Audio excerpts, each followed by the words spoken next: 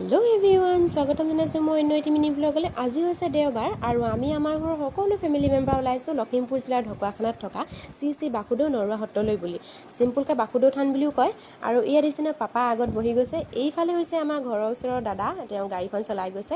এইজনী হৈছে মোৰ সৰু ভণ্টি আৰু ওচৰতে এয়া হৈছে মোৰ সৰু আপা আৰু এয়া হৈছে মোৰ ভতিজী ছোৱালী আৰু মাজু ভণ্টি আৰু এইফালে হৈছে মোৰ বৰ্তা ঘৰৰ দাদা আৰু মোৰ নিচেই ওচৰতে আছে মোৰ মা। খালি ভিডিঅ'তহে উলিওৱা নহ'ল আৰু আমি সকলোৱে পুৰা এনজয় কৰি গৈ আছোঁ। আৰু আমি প্ৰায় ৰাতিপুৱা 6:30 মান বজাতে ওলালোঁ আৰু পালোগৈ আমি 10:30 মান বজাত।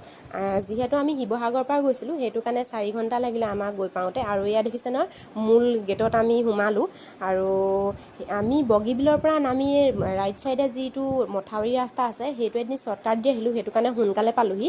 ইভাগে বেছি টাইম লাগে বাৰু। আৰু সেইদিনাখন কিনকিনীয়াকৈ বৰষুণ দি আছিলে দেখিছে নহয় আৰু মানুহ বহুত হৈছিলে সেইদিনা। যিহেতু দেওবাৰ পৰিছিলে আৰু স্কুল অফিচ সকলো বন্ধ পাইছিলে, বন্ধ পাই সকলো মানুহ আহিছে।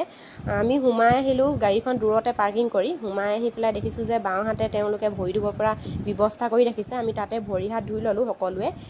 আৰু পৰিৱেশটো ইমান ধুনীয়া, পূৰা শান্ত পৰিৱেশ আৰু পজিটিভ এটা ভাইবছ আহে ইয়াত থাকিলে, মনটো পূৰা ভাল লাগি যায়।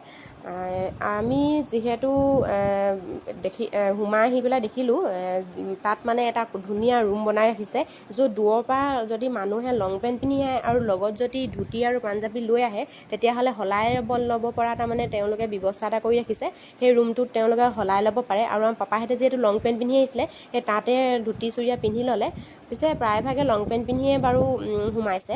আৰু আমি সোমাই আহিলোঁ আৰু দেখিছে নহয় ডাঙৰ হ'ল পূৰা নামঘৰৰ গতে বনাই ৰাখিছে। আৰু তেওঁলোকে ইয়াত ডাঙৰ সিংহাসন ৰাখিছে কেইবাখলপীয়াও। আৰু ইয়াতে ভকত বৈষ্ণৱসকলে মিলি নাম প্ৰসংগ কৰে। আৰু ইয়াৰ পৰা আমি গ'লোঁ চাকি জ্বলাবলৈ বুলি। চাকি জ্বলোৱা ঠাইডোখৰ যিহেতু এক্সট্ৰা হয় সেইটো কাৰণে আমি এয়া দেখিছে নহয় ইয়াতে আমি চাকি জ্বলালোঁ সকলোৱে মিলি জুলি। তাৰপিছত আমি বাসুদেৱ ভগৱানক দৰ্শন কৰিবলৈ বুলি গ'লোঁ।